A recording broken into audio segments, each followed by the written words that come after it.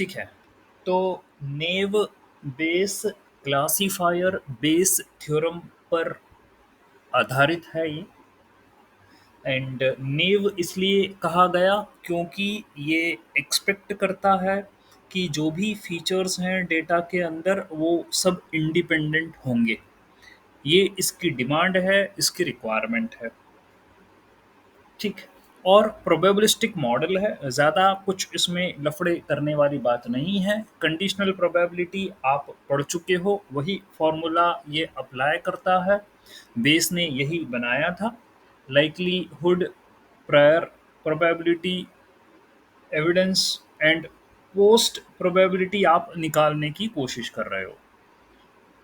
ठीक। आपने कल एक न्यूमेरिकल भी देखा, वेदर का डेटा सेट था। वहाँ पर एक क्वेश्चन पूछा गया कि यदि सनी है तो ये बताइए कि क्या चांस है प्ले करने के, कितने परसेंटेज जो है आप बता पाएंगे। तो आपने फॉर्मूला यही लगाया नेव बेस का। एंड आपने एक स्कोर जो है वो निकाला, 60% आ रहा था, क्योंकि हम ये मानते हैं इनफ है कि 60% चांसेस हैं कि यदि सनी रहेगा तो हम जो है वो खेल सकते हैं। आज मेरे पास और भी न्यूमेरिकल है आपको बताने के लिए, देखेंगे। ठीक। तो कुछ और जो बातें हैं ने बेस से रिलेटेड उसको बता देता हूँ मैं। 18 सेंचुरी में ब्रिटिश मैथमेटिशियन जो थे बेस, उन्होंने दी थी, बेस थ्योरम दी थी, कंडीशनल प्रोबेबिलिटी पर डिपेंडेंट है, अभी मैं बोल चुका हूँ ये बात। ठीक है। एंड कई जगह एप्लीकेशन है बेस थ्योरम के, जैसे कि फाइनेंशियल में भी यूज़ किया जा सकता है बेस लॉ, कि किसी को यदि उधारी पे पैसे देना है कि तो वो लौटाएगा कि नहीं लौटाएगा। तो क्योंकि प्रोबेबिलिटी वाली बात है ना, तो because of probability we can find out. Okay, लगा सकते हैं। तो application of Bayes theorem are wide spread and not limited to only finance. ये तो एक एग्जाम्पल दिया उन्होंने, ठीक है। आप कई जगह लगा सकते हो। क्लासिफिकेशन है तो जहाँ जहाँ क्लासिफिकेशन अप्लाई हो रहा है वहाँ आप लगा सकते हो। खास करके टेक्स्ट क्लासिफिकेशन को लेकर हमने ये बात कही थी, ठीक है। एंड मल्टी नोमियल ने बेस हमने पढ़ा कल, और उसमें टेक्स्ट क्लासिफिकेशन को मेंशन करा था, तो इम्पोर्टेंट एल्गोरिथम है वो। ठीक।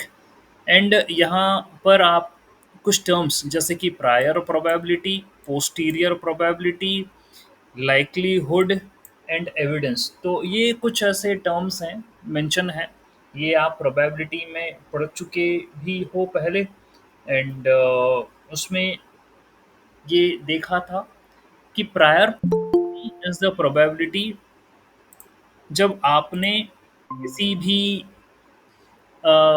किसी भी इवेंट के बारे में, ठीक है, किसी भी इवेंट के बारे में, मतलब हुआ, वो परफॉर्म हुआ, तो एट द इंस्टेंट आपने जो देखा और आपका जो नॉलेज था प्रायर, उसके हिसाब से आपने बोल दिया, ठीक है। That is the prior probability. ठीक है। तो आपने देखा कि बादल वगैरह हो रहे हैं, तो आपका एक नॉलेज था, तो उसके अकॉर्डिंग आपने बोल दिया कि हाँ बारिश होगी। That is the prior.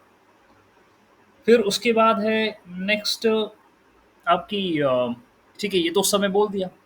फिर आप एविडेंस कलेक्ट करो कि ऐसी ऐसी स्थिति में क्या वाकई में बारिश हुई थी, ठीक है।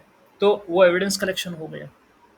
फिर लाइकलीहुड एक स्टेटमेंट है, मैंने पहले भी बोला था आपसे, ठीक है, कि एक स्टेटमेंट है, वो आपको देना पड़ेगी कि हाँ भाई बारिश हो रही है। और फिर पोस्टीरियर प्रोबेबिलिटी, जब आपके पास डेटा भी है, प्रोबेबिलिटी भी है, all the things which you require to predict the future, कि हाँ पोस्ट में वाकई में होना है नहीं होना है, तो it is a posterior probability. तो यही अपन निकालते थे। ये सारी टर्म्स को मैं एक्सप्लेन कर चुका हूँ पहले आपके प्रोबेबिलिटी के टॉपिक में। And same thing they are present here also, ठीक है। देन उसके बाद जो है नेक्स्ट अपन आगे बढ़ते हैं, और यहाँ मेंशन भी कर रखा है प्रोबेबिलिटी के कुछ एग्जांपल दे दिए हैं कि भाई कॉइन को टॉस करा तो प्रोबेबिलिटी हेड की कितनी आएगी, टेल की कितनी आएगी।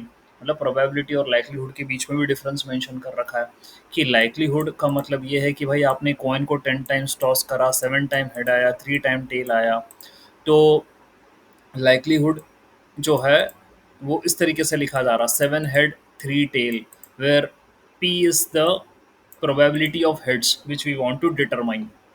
ठीक है, तो प्रोबेबिलिटी फ्यूचर प्रिडिक्ट करने के लिए आउटकम बेस्ड मॉडल एक न्यूमेरिकल वैल्यू देता है। लाइक्लीहुड भी वही है जो प्रोबेबिलिटी है, ये भी फ्यूचर की बात करता है ऑन द ऑब्जर्व्ड डेटा, लेकिन शायद हम ये कहें यहाँ कि न्यूमेरिकल वैल्यू नहीं है, it is on the basis of your experience, on the basis of your observations. ठीक है, आप किसी भी इवेंट के होने या नहीं होने की संभावना व्यक्त कर रहे हो, ये लाइक्लीहुड होता है, likely to be possible on the basis of your experience, that is called as a likelihood, ये समझाया पहले।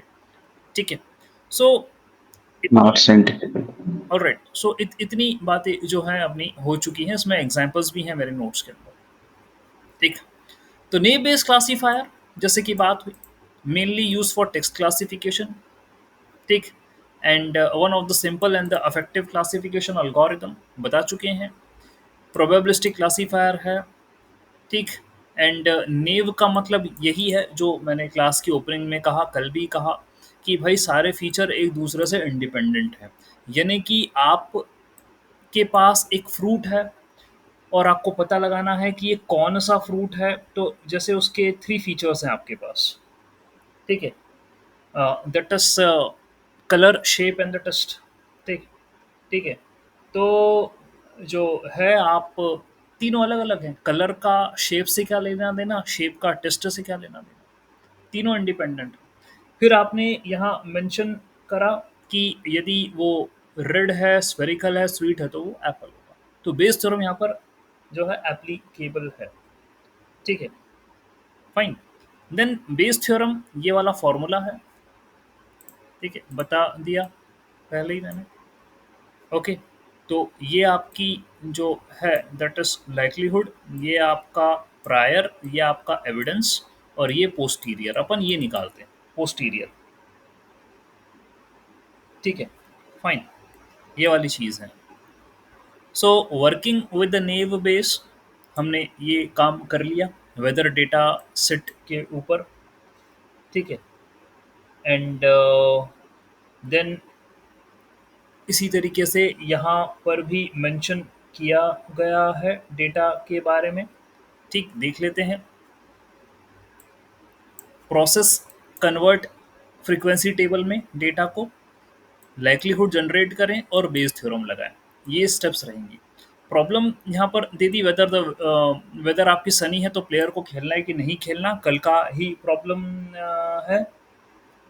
ठीक है, ऑलराइट, तो आप सबसे पहले फ्रीक्वेंसी टेबल बना दें, कल भी यही बनाई थी, ये आपका डेटा सेट है, पूरा मेंशन कर रखा है। ओके, तो देख लीजिए यहाँ पर डेटा मेंशन हो गया, देन फ्रीक्वेंसी टेबल बनाई आपने, वेदर में ओवरकास्ट, रेनी, सनी है। ठीक है, यस और नो की एंट्री आपने मेंशन कर दी। ओके, एंड देन जो है आप क्या करोगे, क्वेश्चन के हिसाब से आपको निकालना है कि यदि सनी है तो कैन वी प्ले और नॉट। ओके, तो ऊपर जो फ्रीक्वेंसी टेबल बनाई, उसके बाद आप प्रोबेबिलिटी निकाल दो, नो की प्रोबेबिलिटी कितनी है, यानी पूरा के पूरे कॉलम 2 + 2, और टोटल एंट्री 14 थी तो 4/14, फिर 5 + 2 + 3 यानी 10/14। तो ये नो की प्रोबेबिलिटी, ये यस की प्रोबेबिलिटी, फिर पहले तो कॉलम वाइज करा, फिर रो वाइज आओ, तो 5/14 ये ओवरकास्ट की प्रोबेबिलिटी। ठीक है, फिर यहाँ से 2 + 2 4/14 ये रेनी की प्रोबेबिलिटी, और फिर ये सनी की प्रोबेबिलिटी। तो ऐसे आपने हर किसी की प्रोबेबिलिटी निकाल दी। 14 से ही क्यों डिवाइड कर रहे हो भाई, पूरी टोटल एंट्री देख लो, 14 ही है। आप डेटा सेट में ये क्लियर हो जाएगा। जीरो से चालू करी है इसलिए 13 तक है, तो उसका मतलब टोटल 14 है, ये देखो जीरो से एंट्री। ओके, फाइन, ऐसी बात है। देन फिर भाई आपने ये फॉर्मूला लगाया, क्योंकि पूछा गया था ना पी यस बाय सनी, तो क्या होगा, तो P yes by sunny is equal to P sunny by yes into P yes by P sunny, है ना। यहाँ पर आपने बेस थ्योरम लगा दी। पी, अच्छा ये निकालना, P sunny by yes, sunny by yes का मतलब क्या है, ऊपर आओ जरा, सनी बाय यस, तो सनी बाय यस का मतलब ये है सनी, और ये है यस। सनी बाई यस यानी सनी है और आप खेले हो, ठीक है, आप खेले हो, तो उसके लिए आपको प्रोबेबिलिटी निकालना है। तो भाई क्या होगा, यस की कितनी वैल्यूज हैं टोटल, 5 + 2 7 + 3 10, उसमें से टोटल यस की वैल्यू 10 है, उसमें से सनी है तो यस की वैल्यू कितनी है, 3 है। So the probability when sunny and yes is there, so that is 10 by that is 3/10, ऐसा करके आएगी। ये समझना पड़ेगा, ठीक है। सनी बाय यस का मतलब क्या है, when there is yes you are playing and the weather is sunny, तो आप ये देखिए यस की कितनी है, ठीक है। तो आप जो है यहाँ पर देख सकते हैं टोटल 10 है यस का और 3 है सिर्फ सनी के लिए, तो 3/10 इज द प्रोबेबिलिटी। ऑलराइट, और फिर उसके नीचे है प्रोबेबिलिटी ऑफ सनी। तो सनी की प्रोबेबिलिटी कितनी, ये भी आप निकाल चुके हो, हाउ मच इट इज, 2 + 3/14 यानी 0.35, ये भी निकाल चुके थे, तो बस ये पुट मेंशन कर दो। ओके, यहाँ पर मेंशन कर दो प्रोबेबिलिटी ऑफ यस, ये भी आपको पता है, तो ये सारी चीज़ें निकाल लो और ये हो गया आपका 0.60। Okay, fine. सो इतना आप कर देंगे, ये वाला क्वेश्चन आपका सॉल्व हो। आपसे बोला गया कि चलो ये तो आपने निकाला कि सनी है, तो आपकी क्या चांस बन रहे हैं खेलने के। अब आपसे मैं क्वेश्चन पूछूं कि नहीं खेलने के चांस कितने बन रहे हैं, तो शायद आप ये कर दो कि सर प्रोबेबिलिटी तो है, और आपने आपने प्रोबेबिलिटी 60% खेलने की निकाल दी सनी पे, तो नहीं खेलने की तो 1 से माइनस कर देंगे तो 40% आ जाएगी। सर ये तो हमें लग रहा है यही होना चाहिए, प्रोबेबिलिटी 0 से 1 के बीच में होती है, तो यदि खेलने की 60% है तो नहीं खेलने की 40% होगी, सीधी सी बात है। लेकिन अपन ये ऐसा लॉजिक नहीं लगा रहे। Let me share the entire screen, ठीक है भाई, कैलकुलेशन तो मैं पूरी करूंगा। Okay, I am not applying that particular logic, let me do the complete calculation. तो अब आपसे मेरा सवाल ये है कि भाई यदि सनी है, ठीक है, यदि सनी है तो नहीं खेलने की प्रोबेबिलिटी बताओ, ठीक है, दैट इज द क्वेश्चन। सो आपको ऐसा लिखना है, P no by sunny is equal to P sunny by no into P no divided by P sunny, ऐसा करके, ठीक है। ये आपको जो है परफॉर्म करना रहेगा, ठीक है। तो पी सनी बाई नो, ये बताइए, ठीक है। तो ये आप जो है करना पड़ेगा आपको, ठीक। तो कैसे करोगे, सनी बाय नो कैसे निकालोगे, जैसे आपने सनी बाय यस निकाला था वैसे सनी बाय नो निकालिए। तो चलो ऊपर आते हैं, सनी बाय नो के लिए यहाँ करते हैं अपन काम, ठीक है, इसको मिटा रहा हूँ मैं, ठीक है, हटाइए। सनी बाय नो, तो ये रहा सनी, ये रहा नो, टोटल नो कितना है, टोटल नो कितना है, 2 + 2 4 है टोटल, उसमें से सनी के लिए कितना नो है, 2 है, तो सनी बाय नो की प्रोबेबिलिटी हो जाएगी 2/4, ठीक है। ओके, ओके, तो ये आ जाएगी आपके लिए जो है प्रोबेबिलिटी सनी और नो की, ठीक है, सनी बाय नो की, दैट इज 2/4। उसके बाद प्रोबेबिलिटी ऑफ नो, तो नो की प्रोबेबिलिटी है, ये आप देख सकते हैं ओवरऑल 0.29, ये नो की प्रोबेबिलिटी। प्रोबेबिलिटी ऑफ सनी है 0.35, तो हमारा मैटर क्लियर हो गया।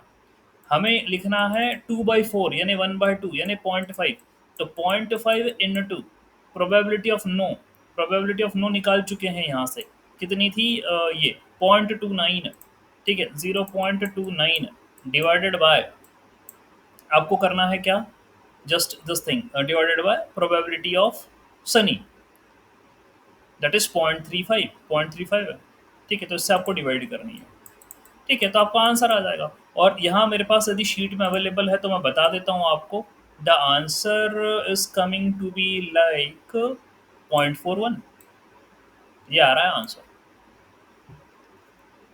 ठीक है, ये आंसर आ रहा है। ओके, तो ऐसा था खेलने की 60%, नहीं खेलने की नियर बाय 40% के आसपास आ रही, 0.41 आ रहा है ना, 40% से थोड़ी सी ज़्यादा आ रही है। ठीक है, 0.41 चांसेस आ रहे हैं। ठीक है, कोई बात नहीं। यानी कि अभी भी देखा जाए तो खेलने की प्रोबेबिलिटी नहीं खेलने की प्रोबेबिलिटी से ज़्यादा है। तो सीधी सी बात है, सनी रहेगा तो खेलने का। ठीक है, खेल सकते हैं, वी कैन प्ले। ओके, खेल सकते हैं, hence on a sunny day we can play. तो भाई, बेस थ्योरम के एडवांटेज क्या है, कल भी बता दिया था, फास्ट है, इजी है, मल्टी क्लासिफिकेशन भी कर लेगा, टेक्स्ट क्लासिफिकेशन तो हमारा मेन जो है वो काम है। ओके, ठीक है, ये तो हम कर ही रहे हैं। Okay fine. देन नेक्स्ट, इसमें डिसएडवांटेज क्या है, बस जिसके लिए जो नाम रखा है इसका, क्या कि नेव है, बस वही एक इसके जो है वो डिसएडवांटेज है। ठीक है, इसके अलावा और कोई डिसएडवांटेज अभी फ़िलहाल नज़र नहीं आ रहा। ठीक है, ऑलराइट। बाकी एप्लीकेशंस भी क्लियर हो चुके हैं, क्लासिफिकेशन में जो प्रॉब्लम लेना चाहो आप ले लो, वो आप कर सकते हो, चाहे क्रेडिट हो, चाहे फाइनेंशियल हो, चाहे मेडिकल हो, चाहे रियल, जो भी करना आप कर सकते हो। ठीक है, whatever you want to do you can. Type भी मैं कल बता चुका हूँ आपको, गॉसियन समझा दिया, जहाँ पर आपका डेटा जो है न्यूमेरिकल है। ठीक है, न्यूमेरिकल में भी वो आपका डेटा कंटिन्यूस है। ठीक, उसके लिए क्लासिफिकेशन करना हो तो गॉसियन लेना। मल्टीनोमियल में मैंने आपको बताया था टेक्स्ट का क्लासिफिकेशन करेंगे। बर्नौली में मैंने आपको बताया था वो मल्टीनोमियल के सिमिलर ही है, उसी की तरह है। बट जो प्रिडिक्शन कर रहे हैं अपन वो बूलियन वेरिएबल है, यानी 0 1 के फॉर्मेट में है। ठीक है, ठीक है, वो उसके फॉर्मेट में है, बूलियन वेरिएबल्स के फॉर्मेट में। ऑलराइट, सो ये डिफरेंस है दोनों के बीच में, बात खत्म हुई। ऑलराइट, बाकी और भी था, एक मैंने समझाया था आपको कॉम्प्लीमेंट वाला। ओके फाइन, तो कॉम्प्लीमेंट वाला भी जो है वो अपन देखेंगे आगे। ये बाकी जो है आपके notes, that you very well know, अपन पहले भी पढ़ चुके हैं ये सारी बातें। ठीक, एक न्यूमेरिकल मेरे पास और है, इसको भी मैं समझा दूँ तो फुल ऑन कॉन्सेप्ट क्लियर हो जाएगा नेम बेस को लेकर। ठीक है, क्लियर हो जाएगा। तो अब ये एग्जाम्पल देख लेते हैं, एनिमल्स है मेरे पास, उसका डेटा है और ये डिसाइड करना है कि उन्हें पेट की तरह रखा जाए या ना रखा जाए। ओके, तो फीचर्स कुछ इस प्रकार से हैं, जैसे animals, size of the animal, body colour and can be pet, ये आपके जो हैं ये फीचर्स हैं। Animal, size of the animal, body colour and can be keep, ये टारगेट है मेरा, कि उनको पेट की तरह रखना है कि नहीं रखना है। ठीक है, तो देख लेते हैं अपन, अभी मान के चल रहे हैं, अज्यूम कर रहे हैं कि ये तीनों फीचर इंडिपेंडेंट है। एनिमल का साइज से कोई लेना देना नहीं, साइज का कलर से कोई लेना देना नहीं। ठीक है, किसी से कोई देना नहीं है। ठीक, ऑलराइट, ये वाली बात। तो ऐसा डेटा है और टारगेट मेरा यस और नो है।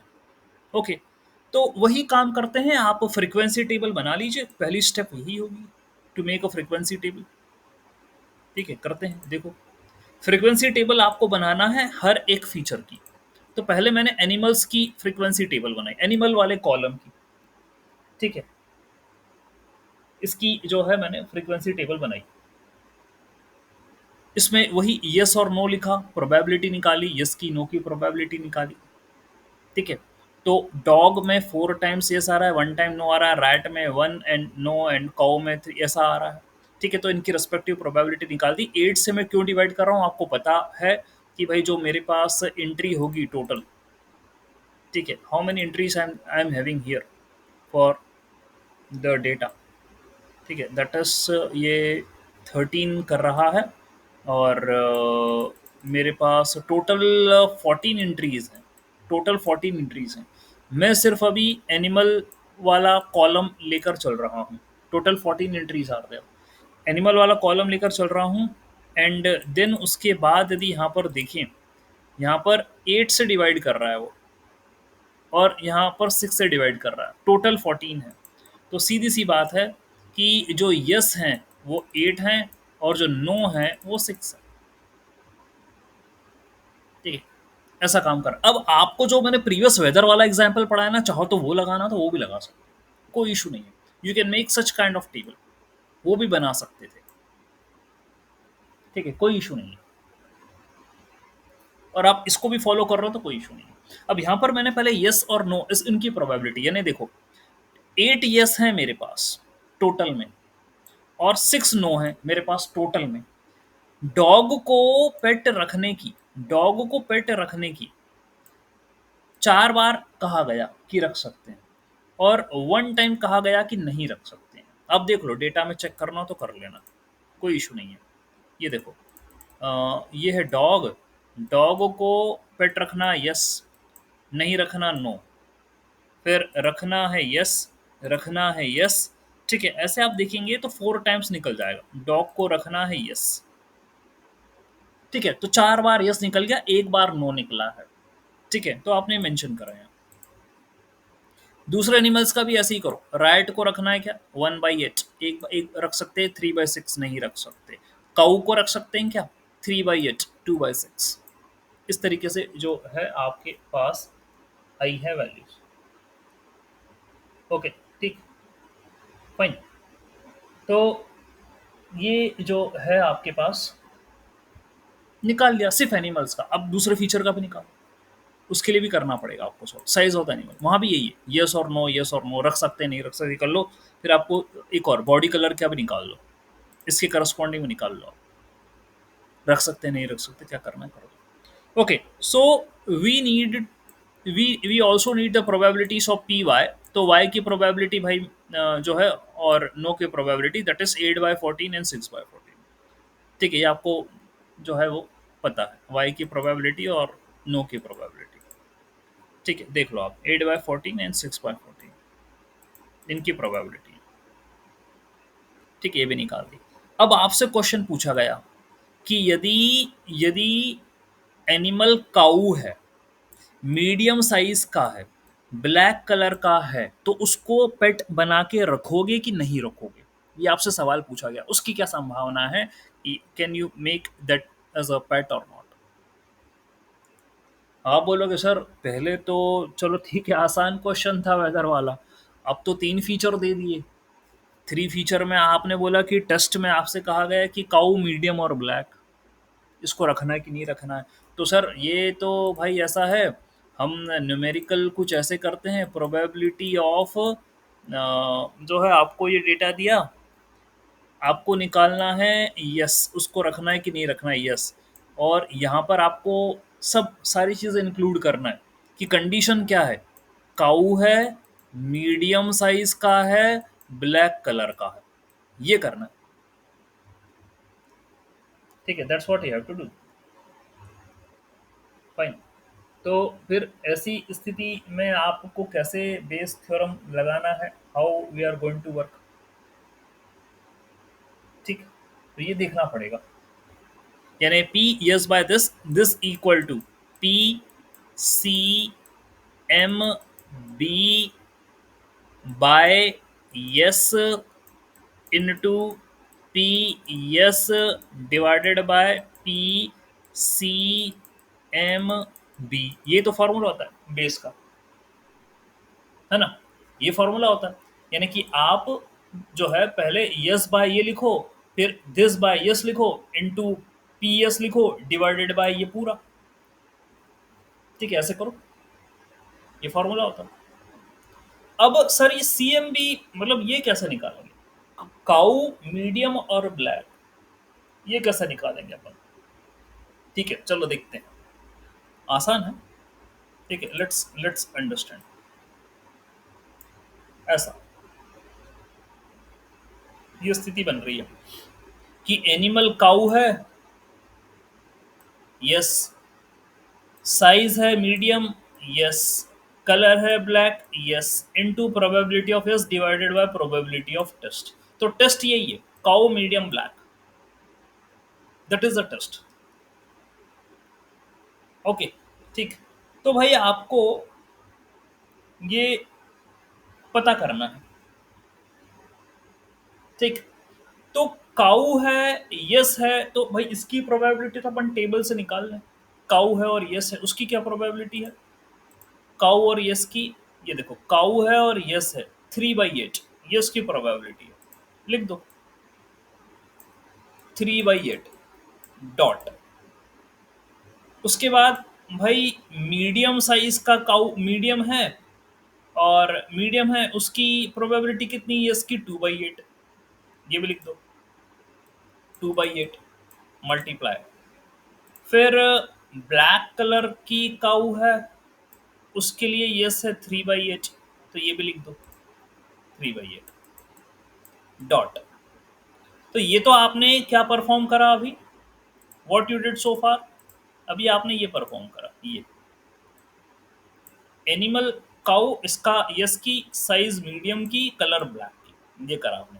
Multiply by probability of yes, what is the probability of yes? Probability of yes is 8/14, that is a probability, 8/14 that is a probability of yes, whole divided by probability of test. ठीक है, probability of test. अब probability of test क्या होती है? Test है ना ये, cow medium black, ये है टेस्ट। ठीक है, तो भाई फिलहाल मेरे को लगाते हुए तो नज़र नहीं आया यहाँ प्रोबेबिलिटी ऑफ टेस्ट, मेरे को तो उन्होंने यही चीज़ लगाती हुई नजर आई, इतना बोला कि यस अपॉन टेस्ट का आंसर ये कुछ ऐसा आने वाला है। ठीक है, ये बताया 3/8, 2/8, 3/8 इंटू 8/14, सिर्फ इतना जो है उन्होंने बोल दिया, बता दिया। ठीक है, तो भाई ये तो मैं ऑलरेडी कर चुका था, 3/8, 2/8, 3/10 टू 8/14। तो प्रोबेबिलिटी ऑफ टेस्ट कहाँ गया? वो कौन लगाएगा? वो कहाँ से आएगा? ठीक, आप जो मेंशन कर रहे हो, from where it will come. ठीक है, ये तो क्लियर करना पड़ेगा ना मुझे, ये वाली चीज़, ये नीचे क्यों नहीं लिखा आपने बाकी की टर्म्स को? प्रोबेबिलिटी ऑफ टेस्ट क्या है? जब आप नो के लिए भी कैलकुलेट कर रहे हो तब भी नहीं लिख रहे। ठीक है, तब भी आपने कैलकुलेट में नहीं लिखा, तो ये कैसे चलेगा? अभी सिर्फ इतना निकाला उसने ऊपर वाली टर्म का कि पी यस बाय टेस्ट इतना आ रहा है, पी नो बाय टेस्ट जो है वो ये आ रहा है। नो बाय टेस्ट के लिए क्या करना पड़ेगा? जैसे यस का करना वैसे नो करना पड़ेगा। यदि काऊ है नहीं रख सकते, मीडियम है नहीं रख सकते, ब्लैक है नहीं रख सकते हैं, तो इन तीनों की प्रोबेबिलिटी को मल्टीप्लाई करो एज पर योर टेबल, और फिर नो की प्रोबेबिलिटी क्या है ये लो, ऐसा करके चलना पड़ेगा। ठीक, ये मल्टीप्लिकेशन होगा तो वो ये नो बाय टेस्ट का ऐसा कुछ आएगा। फिर यहाँ पर क्या किया गया, ये बोला कि प्रोबेबिलिटी 1 के बराबर होती है। अभी प्रीवियस एग्जांपल में ये बोल रहा था 1 के बराबर होती है। यदि नहीं, यदि खेलने की 60% है तो नहीं खेलने की एक्सपेक्टेड 40% होना चाहिए थी, आपको आंसर आया था 0.41, ऐसा करके कुछ आंसर आया था। तो फिर ये कह रहा है probability of yes by test, मतलब जो यस की है प्रोबेबिलिटी और ये नो की प्रोबेबिलिटी, तो भाई यस की divided by yes plus no की 71, ऐसे कुछ बता रहा है 0.71 ओवरऑल। तो 71% चांसेस है यस कि उसको अपन पेट रख सकते हैं, और 28% चांसेस है कि उसको नहीं रख सकते पेट, काऊ को। ऐसे करके कुछ कैलकुलेशन किया गया, they are normalising the result. And what I have a question here is कि ये देखो, ये यहाँ पर एक क्वेश्चन है मुझे। क्या क्वेश्चन है? क्वेश्चन ये है कि आपने ये पी टेस्ट को क्या करा, what you did with the P test, probability of test, इसका आपने क्या करा, ये चीज मेंशन नहीं करी आपने। एनिमल काऊ है, साइज मीडियम है, कलर ब्लैक है, टेबल से उनकी प्रोबेबिलिटी को मल्टीप्लाई करा, और यस की प्रोबेबिलिटी को भी आपने मल्टीप्लाई करा, ये कर दिया आपने। ठीक, ये चीज हो गई। देन उसके उसके बाद आपने प्रोबेबिलिटी टेस्ट नीचे यहाँ पर नहीं लिखा, उसको इग्नोर कर गए। फाइन, एंड देन नो का भी निकाल लिया आपने। यहाँ पर भी प्रोबेबिलिटी टेस्ट उसको इग्नोर कर गया। अब इस कैलकुलेशन में ही ऐसा मेंशन कर दिया या उन्होंने कंसिडर कर लिया, ये फॉर्मूले की वैल्यूज पुटअप करते क्या वो उसको कंसिडर कर गया, ये बात मेंशन नहीं करी इन्होंने। बस आपने टेबल से इनको चेकआउट करा और लिख दिया। तो ये मुझे पहले भी डाउट रहा, अभी भी यही जो है मेरे को डाउट रहा कि क्यों। फिर जो है आपका नेक्स्ट नेक्स्ट आपका यस और नो दोनों को इक्वल टू वन बोला, और इक्वल टू वन बोलने के बाद नॉर्मलाइजेशन करा, यानी कि जो यस आया था उसको यस प्लस नो से डिवाइड करोगे तो यस का परसेंटेज आ जाएगा, और जो नो आया था उसको भी नो और यस के से डिवाइड करोगे दोनों के डिसीजन से तो नो का परसेंटेज आ जाएगा। तो ऐसे में यस का परसेंटेज 71 आया, नो का परसेंटेज 28 आया, यानी 71% चांसेस आप रख सकते हो जो कि ज्यादा है। तो आप कहोगे कि काऊ को पेट रखा जा सकता है, दैट इज पॉसिबल। ये है इस न्यूमेरिकल के अंदर एक्सप्लेनेशन। ठीक है, मुझे बताना इसलिए था क्योंकि 3 फीचर्स थे यहाँ। कल वाले न्यूमेरिकल में सिर्फ एक ही फीचर था। ठीक है, और आज भी जो बताया उसमें एक ही फीचर है वेदर वाले में। यहाँ 3 फीचर्स हैं, इंडिपेंडेंटली तीनों की फ्रीक्वेंसी टेबल बनेगी और बेस थ्योरम अप्लाई होगी। ओके, गॉसियन भाई फिर से आ गया। नॉर्मल डिस्ट्रीब्यूशन होना चाहिए डेटा का तो जाके काम करेगा, बता दिया। और सब इसमें भी वही है। ठीक है, इसमें भी वही रूल फॉलो हो रहा है कि इंडिपेंडेंट होना चाहिए फीचर्स। ठीक है, तो जो नेव बेस है वो भले तुम कोई सा भी उसका टाइप ले लो, सब में एक ही बातें हैं कि इंडिपेंडेंट होना चाहिए फीचर्स। ठीक है, ऑल राइट, ये तो चलती रहेगी कहानी। ठीक है, ये हुआ। फिर ओके, ठीक है, ओके ओके ओके। तो ये टॉपिक तो मैं रखूंगा अभी आगे के लिए, पहले मैं कोड बता दूंगा आपको। चलिए अपन कोड देखते हैं। तो मुझे एक क्लासिफिकेशन करना है, और जब तक आपने कॉन्सेप्ट तो बता दिया कि ऐसी मैथ्स हो रही है पीछे, एंड फिर बेस थ्योरम लग रही है, तो आप इसको कोडिंग में कैसे लिख पाओगे। ठीक, तो भाई क्या हुआ, मैंने इरीज का डेटा लोड करा। ओके, एंड इरीज का डेटा जो है उससे फीचर और टारगेट बना लिए, आपको पता ही है इरीज के बारे में। मैंने उसे स्प्लिट करा। ठीक है, स्प्लिट कर दिया, गॉशन ने बेस लिया मैंने। ठीक है, आई टू गॉशन, तो एसके लर्न में से नेव बेस में से गॉशन ने बेस लिया मैंने। क्यों लिया गॉशन भाई, कारण बिल्कुल स्पष्ट है। इसलिए लिया क्योंकि भाई इरीज के डेटा में जो फीचर्स हैं चार, वो जो ट्रिनी फीचर्स हैं, ये एक्स एक्स की वैल्यू, ये चारों न्यूमेरिकल हैं और कंटिन्यूस है। न्यूमेरिकल है, कंटिन्यूस है। दूसरी बात, टारगेट जो है वो क्लासिफिकेशन वाला है, यानी इरीज के अंदर आपको मैं पहले ही बता चुका हूँ कि 3 क्लासेस हैं यहाँ पर, सिटोसा, वर्सिकलर, वर्जिनिका। तो करना तुम्हें क्लासिफिकेशन ही है। ओके, करना आपको क्लासिफिकेशन ही है। ओके, ठीक है, तो लगा लो। बट बट डेटा तो कंटिन्यूस होगा, तभी गॉशन लग रहा है यहाँ पर। ठीक है, तो मैंने गॉशन नहीं बेस ले लिया।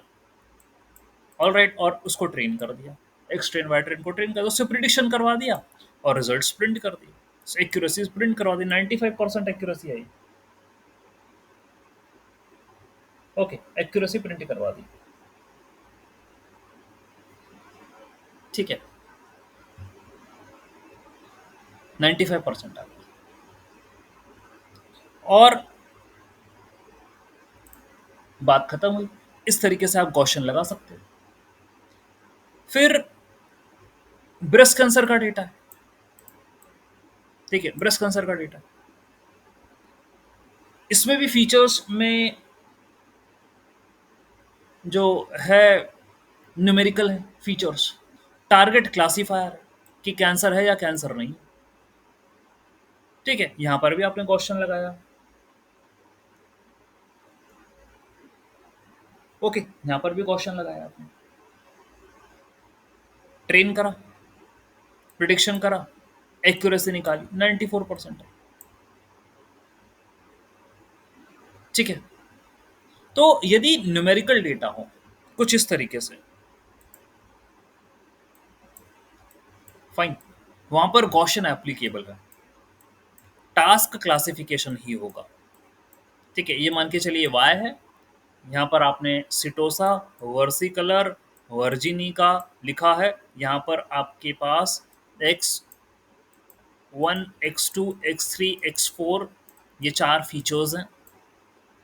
ओके, चारों में न्यूमेरिकल एंट्री होगी और न्यूमेरिकल में भी कंटिन्यूस एंट्री होगी, तो गॉसियन नेबेस लगेगा।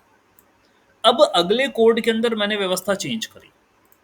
In the next code I am having a data जो कि एक न्यूज का डेटा है, न्यूज ग्रुप्स।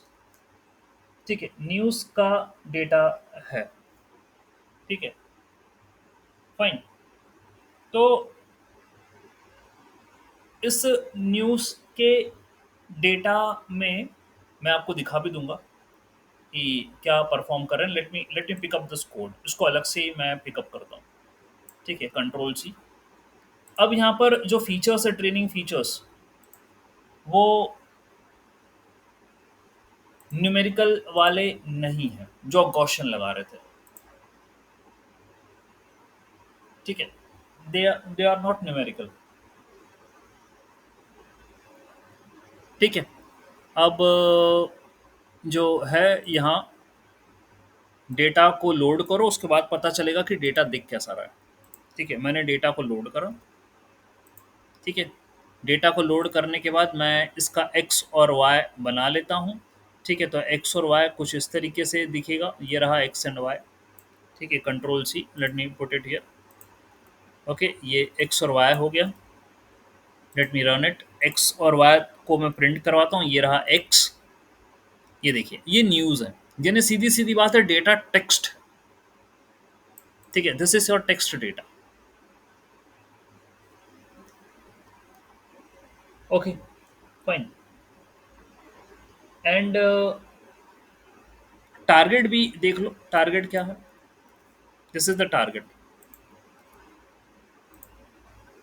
यानी कि यहाँ पर 74431 यानी कुछ न्यूमेरिकल वैल्यू, मल्टी क्लासिफिकेशन का प्रॉब्लम है ये।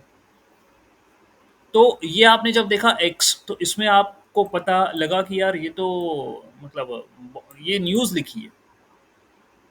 ठीक है, व्हाट, ये न्यूज़ लिखी है, what car is this and वगैरह, इसमें बहुत सारी चीज़ें हैं। ठीक है, यदि मुझे और भी पता लगाना है तो जो है वो देखना पड़ेगा। डेटा को मैं प्रिंट करवाता हूँ। ठीक है, let me print the data. Data भी नहीं है, ये क्या है ये, व्हाट इट इज, हाँ डेटा ही है, डेटा के नाम से ही कर रहे हैं ना कॉल। डेटा को प्रिंट करवाओ, ये रहा डेटा। अब इसमें फीचर के नाम प्रिंट करवाओ, what are the feature names, तो पता चलेगा कि भाई क्या क्या नाम है फीचर के। तो डेटा डॉट फीचर नेम्स, ये देख लेते हैं अपन। ठीक है, फीचर नेम्स ही था, कल अपन ने कोड करा था ना, उसमें फीचर नेम्स ही तो आ रहा था। ठीक है, let me recheck the code. Okay, what we did, हमने फीचर नेम्स ही करा था। Drop out on the batch normalisation, okay with जैन 2। ठीक है, एंड द टारगेट।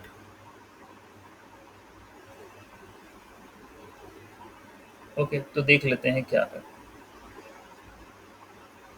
फाइन, यही है। ओके, ओके, तो लेट मी कंफर्म।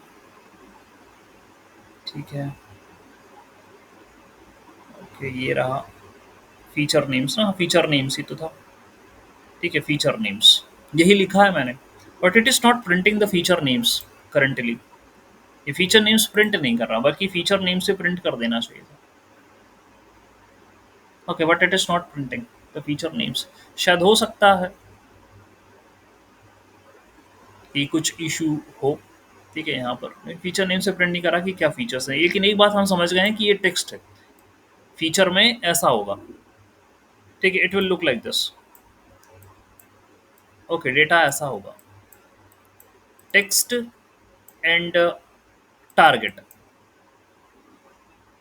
ठीक है, ऐसा होगा जहां पर चीजें टेक्स्ट में मतलब पूरी न्यूज लिखी होगी। ओके, और किस टाइप की वो न्यूज़ है उसका क्लासिफिकेशन है।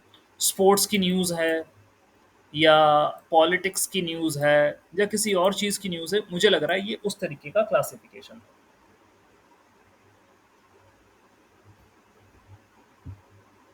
Okay, fine. तो ऐसा है डेटा। अभी हम, कोई बात नहीं, इसको कंसिडर नहीं करते, फीचर नेम्स छोड़ दो। Then what next? भाई ये कर दिया, करने के बाद जो है उसको ट्रेन टेस्ट स्प्लिट करा। ठीक है, उसको ट्रेन टेस्ट स्प्लिट कर दिया। फाइन, यहाँ पर मैं देख लेता हूँ टेस्ट साइज जो है वो 2 रखता हूँ। Let me split the data. कर दिया, फिर स्प्लिट हो गया। अब देखिए, ट्रेन टेस्ट स्प्लिट होने के बावजूद भी जो है, आप देखेंगे कि टेक्स्ट ही है मेरे पास अभी। ये तो पूरा डेटा था जिसमें टेक्स्ट लिखा था और टारगेट था। ये पूरा डेटा था, टेक्स्ट था और टारगेट था। आपने इसे स्प्लिट कर दिया ट्रेनिंग में, टेस्टिंग में, तो भली स्प्लिट भी कर दिया हो, अभी भी एक्स में अभी भी एक्स में ट्रेनिंग जो डेटा है वो भी टेक्स्ट ही तो है। तो मान के चलो मेरे पास लेटर सपोज यहाँ पर 1000 रोज थी, 1000 रोज थी। तो अभी जब आपने स्प्लिट करा, आपने कहा कि 20% training and sorry 20% testing, 80% training. तो 800 जो रोज हैं वो ट्रेनिंग की हैं, और जो 200 बची हैं वो टेस्टिंग की है। वो टेस्ट का डेटा है यहाँ। ठीक है, और अभी भी यहाँ पर टेक्स्ट ही है, ये पूरा टेक्स्ट ही लिखा गया। तो भाई मेरा मॉडल तो प्रोबेबिलिस्टिक मॉडल है, वो तो प्रोबेबिलिटी निकालता है, और उसको प्रोबेबिलिटी निकालने के लिए न्यूमेरिकल वैल्यू चाहिए। तो सर न्यूमेरिकल वैल्यू कहाँ से लाओगे आप? कल आपने कुछ पढ़ाया था, समझाया था, आप कह रहे थे कि सर वो हम यूनिक वर्ड्स फाउंड करते हैं और फिर उसके बाद उनको अनोटेशन करते हैं, न्यूमेरिकल असाइनमेंट करते हैं वर्ड्स को, ऐसा कुछ करते हैं। तो यहाँ पर भी आप समझा दो, यहाँ क्लियर हो जाएगा वो वाला कॉन्सेप्ट।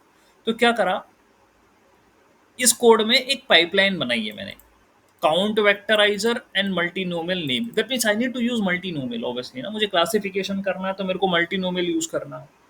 ओके, तो डायरेक्टली नहीं कर सकता मैं मल्टीनोमियल। मैं इस डेटा को, ये जो टेक्स्ट में है डेटा, ये जो डेटा टेक्स्ट में, उसको पुट नहीं कर सकता मॉडल के अंदर, क्योंकि मॉडल मेरा न्यूमेरिकल है, वो ये टेक्स्ट फेक्स्ट नहीं समझता। वो जो तुम्हारा ये डेटा में जो ऊपर लिखा पड़ी हो रही है ना, ये वाली, ये उसको ये समझ में नहीं आएगा ये क्या लिखा है, ये इंग्लिश में। ठीक है, it doesn't understand what it is. ठीक है, ये पूरा आपका कंटेंट जो लिखा है ये पूरा इंग्लिश वाला। I am a sociology student and I am currently researching into young offenders, I am looking at the way. तो ये पूरी न्यूज़ है, उसको ये समझ में नहीं आएगी टेक्स्ट वेक्स्ट। तो क्या करें, व्हाट वी कैन डू? इस न्यूज़ को मुझे जो है कन्वर्ट करना पड़ेगा। ठीक है, किसमें? न्यूमेरिकल में। तो जाके वो मेरा मॉडल समझ पाएगा। तो इसको न्यूमेरिकल में कन्वर्ट करने का तरीका क्या है?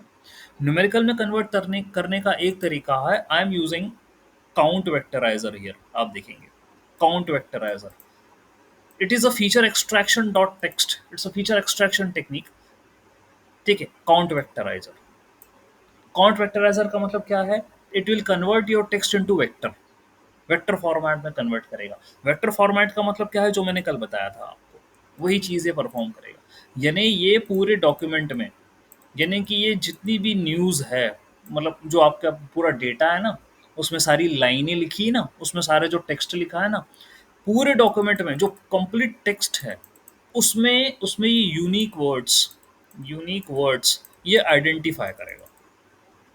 अब ऐसे तो बहुत सारी चीज़ें लिखी हैं यहाँ, आपको समझ में भी आ रहा है कि यार डेटा में बहुत सारी चीज़ें मेंशन कर रखा है इसमें। ठीक है, हियर बहुत सारी चीज़ें मेंशन करी। Do you implement the spank with no, with that it is painful, it is too traumatic, मतलब बहुत सारे वर्ड्स हैं। इस डेटा के अंदर। ओके, अब जब हैं तो भाई ये यूनिक वर्ड्स आइडेंटिफाई करेगा। यूनिक वर्ड्स आइडेंटिफाई करने के बाद भाई ये क्या करेगा, वही टेबल यूनिक वर्ड्स की। तो जितने भी यूनिक वर्ड्स आएंगे आएंगे तो बहुत सारे, हो सकता है 1000 2000 3000 4000, उतने कॉलम बन जाएंगे, उतने कॉलम बन जाएंगे। और जो वाई है भैया वो तो वही रहने दो, ठीक है। जो वाई है ना, ये वाला वाई, ये 74131, ये तो वही रहने दो, ये टारगेट को कुछ नहीं छेड़ना, ये तो वैसे ही न्यूमेरिकल है, टारगेट को क्या करोगे तुम, ये तो न्यूमेरिकल है ना, नंबर है, तो इसको फिर ना। हाँ, आपको आपको जितने भी वर्ड्स आए यूनिक वर्ड्स, उनके सारे कॉलम, मान लो 1000 वर्ड आए नए, 2000 वर्ड आए, जितने भी वर्ड्स आए, how many words are there, unique words which are present in your complete document, उतने कॉलम बन जाएंगे। और फिर अपन पहला पहला वाला टेक्स्ट, पहली वाली line, will check the first line, उस पे क्या लिखी है, क्या न्यूज़ लिखी है उस पे, उसमें इनके कौन कौन से वर्ड आ रहे हैं, उस टेक्स्ट में, उस लाइन में, उस न्यूज़ में कौन से शब्द आ रहे हैं जो मेरे पास ये इतने पूरे कॉलम में, मान लो एक ये वाला शब्द आ रहा है, एक ये वाला शब्द आ रहा है, एक ये वाला शब्द आ रहा है, जो नहीं आ रहे हैं उनको जीरो करो। ये काम करता है काउंट वेक्टराइजर, सीवी जिसे हम अपन कहते हैं। अगली वाली जो लाइन है, ठीक है, अगली वाली जो न्यूज़ है उसमें भी ये करो, मान लो ये वाला वर्ड आ रहा है, ये वाला वर्ड आ रहा है, ये वाला वर्ड आ रहा है, ये आ रहा है, बाकी नहीं आ रहा है, जीरो करो। ठीक है, that's what you have to do. Alright, ऐसे आपको जो है करना पड़ेगा। Okay, fine, for all the sentences.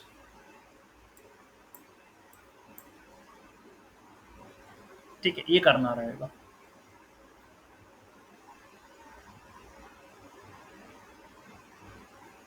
Okay, fine.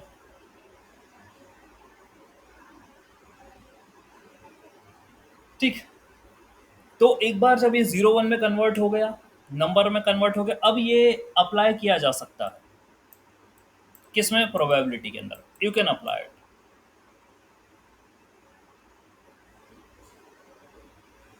Fine, ये काम करता है इस कोड के अंदर। ठीक है, that's what we do perform. यहाँ पर लिखा था आपसे कि जो है काउंट वेक्टराइजर है, तो काउंट वेक्टराइजर यही काम करेगा, it will convert that into the vectors. ठीक है, उसको कन्वर्ट कर देता है वेक्टर के अंदर, या 01 के फॉर्मेट के अंदर कन्वर्ट कर देता है।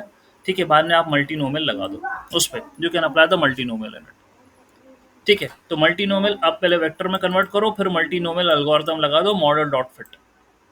ठीक है, ट्रेनिंग करो, प्रिडिक्शन करो, ये रिजल्ट दे देगा। That's what it can do. आप अलग अलग भी कर सकते थे, that was also possible, you can do. पहले काउंट वेक्टराइजर लगाते, फिर मल्टीनोमियल लगाते, यहाँ पर पाइपलाइन बनाइए। Okay, I made a pipeline here. Okay, तो पाइपलाइनिंग में ऑटोमेटिकली जो है, जब मैं मॉडल के अंदर डेटा को फिट करूंगा ना, तो पहले वो वेक्टराइज करेगा, और फिर जो है उसको क्या करेगा, कन्वर्ट करेगा, मतलब उस पर मल्टीनोमियल एल्गोरिथम लगाएगा। ठीक है, that's what it will do. Okay, तो you can create a pipeline also, बना सकते हैं। और नहीं तो आप सेपरेटली भी कर सकते हो, पहले वेक्टराइज करो और फिर मल्टीनोमियल लगाओ। ठीक है, that is also possible. Fine, तो भाई देख लेते हैं, मैं ये जो है टास्क लगाता हूँ, model, that is model here, ये लगाया। ठीक है, and then what I am going to do here is, ये लगाया, ट्रेन कर देता हूँ, control C, then training. Okay, here मैं ट्रेनिंग कर रहा हूँ। ऑलराइट, तो ट्रेन हो जाएगा डेटा यहाँ पर। ये देखो, ये पाइपलाइन बन गई। पाइपलाइनिंग में पहले काउंट वेक्टराइजर हुआ, फिर मल्टीनोमियल हुआ। ठीक है, ये टास्क परफॉर्म हुआ। Okay, and then model dot prediction. ठीक है, ये हमने कर दिया, देन प्रिडिक्शन। आप चाहो तो उसे कर सकते हो प्रिडिक्शन, और स्कोर प्रिंट कर सकते हो, control C can print the scores. ठीक है, स्कोर प्रिंट कर सकते हो। 83% आ रहा है। ठीक है, the score is coming to be as 83%। ये एक्यूरेसी है, 83% आ रही है। ठीक है, तो बस एक चीज़ जो है वो नहीं थी यहाँ पर, count vectorizer. And this is how the count vectorizer work. ठीक है, यानी आइडेंटिफाई करिए आप टेक्स्ट में से, डॉक्यूमेंट में से सारे यूनिक वर्ड्स, उन सबको एज अ कॉलम में लिखिए। ठीक है, और फिर एक एक लाइन उठाओ, एक एक न्यूज उठाओ आप। Okay, just pick up each and every news. Okay, and then after picking this news, आप जो है देखो कि वो वर्ड उस न्यूज में आ रहा है नहीं आ रहा है। यदि आ रहा है तो आप उसको 1 करो, नहीं तो 0 कर दो। ये करते हैं। ठीक है, that's what you can do. All right, ठीक है, ये काम सारे कर। कॉलम्स लेगा क्या? हाँ, क्या? जितने वर्ड से सबको कॉलम बना लेगा क्या? देखो, हाँ, जितने यूनिक वर्ड्स है सबको कॉलम बनाएगा। यही काम होता है। ठीक है, थ्रू अब जैसे, थ्रू आउट दी हाँ, थ्रू आउट थ्रो दी पैराग्राफ। हाँ, थ्रो अब देखो, जैसे एक एक छोटा-सा मैं आपको एग्ज़ाम्पल और देना चाहूँगा यहाँ पर। ठीक है, ये देखो, ये मान लो ये आपका कॉर्पस या ये आपका डेटा है। लेट अस सपोज़ क्या लिखा है यहाँ पर, this is the first document, this is the second document, this is the third one, is this the first document. तो ये आपका डेटा बना है। इसमें यूनिक वर्ड्स कौन-कौन से हैं? ठीक है, कौन-कौन से यूनिक वर्ड्स हैं? This is the first document. ठीक है, तो ऐसे ऐसे बनेगा। ठीक है, हम इसको बनाते हैं। ठीक है, कॉन्ट वेक्टर क्या करेगा, यूनिक वर्ड्स निकालेगा, छांटेगा। ठीक है, तो बनाओ। कौन कौन सा है, दिस, फिर आया इस। ठीक है, दिस इज, फिर क्या आया, द फर्स्ट डॉक्यूमेंट। चलो लिखो, द, फिर फर्स्ट, फिर आया डॉक्यूमेंट। डॉक्यूमेंट, ये सारे वर्ड्स के कॉलम बने। अगले फिर देखो, दिस भी आ चुका है, डॉक्यूमेंट भी आ चुका है, इस भी आ चुका है, द भी आ चुका है, सेकंड नहीं आया, तो सेकंड भी लिखो जरा। ठीक है, सेकंड लिखो, ये सेकंड आ गया। ठीक है, चलो ये हो गया। फिर क्या करना है, एंड आया है क्या? एंड अभी तक नहीं आया, चलो एंड भी लिखो। ठीक है, एंड भी बनाइए आप, एंड का भी कॉलम बनेगा। ठीक है, ये भी नहीं आया था, इसलिए एंड का भी कॉलम बना। देन फिर उसके बाद जो है, दिस आ चुका है, इस आ चुका है, द आ चुका है, थर्ड आया क्या? थर्ड आया क्या? नहीं। नहीं आया। वन भी नहीं आया, तो थर्ड और वन दोनों नहीं आया, उनके भी यहाँ पर बनाओ आगे। थर्ड भी बनाओ, वन भी बनाओ। ठीक है, ये आप बनाइए। फिर नीचे आओ, इस आ चुका है। ठीक है, इज आ यस। चुका है, दिस आ चुका है, द आ चुका है, फर्स्ट आ चुका है, डॉक्यूमेंट आ चुका है, ये सब आ चुके हैं। ठीक है, तो भाई इनको अब अलग कॉलम बनाने की जरूरत नहीं है। तो काउंट वेक्टराइजर ये काम करेगा।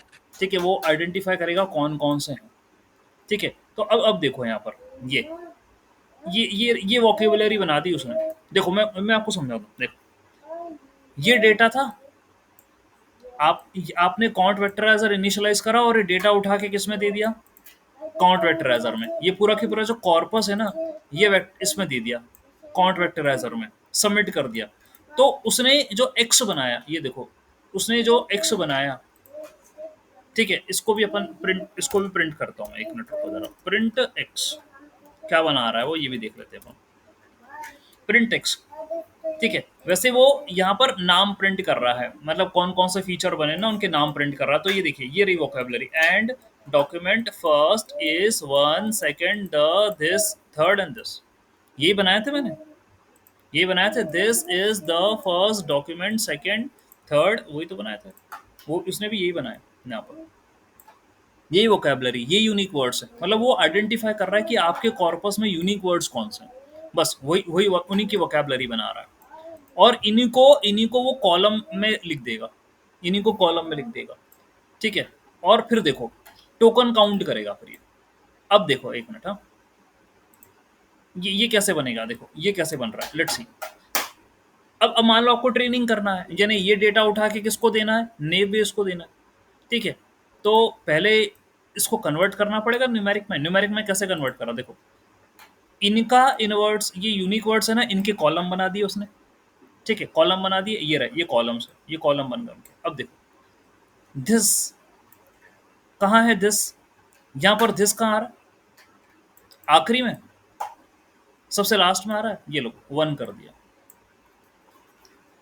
फिर एस कहाँ पर आ रहा है, यहाँ पर आ रहा है, यानी 1 2 3 हो चौथे नंबर पे। ओके, तो 1 2 3 ये चौथे नंबर पे वन कर दिया। तो आपके पास इस लाइन में, इस लाइन में कहाँ कहाँ ये वाले वर्ड्स आ रहे हैं, उनको वन कर दो, बाकी को जीरो कर दो।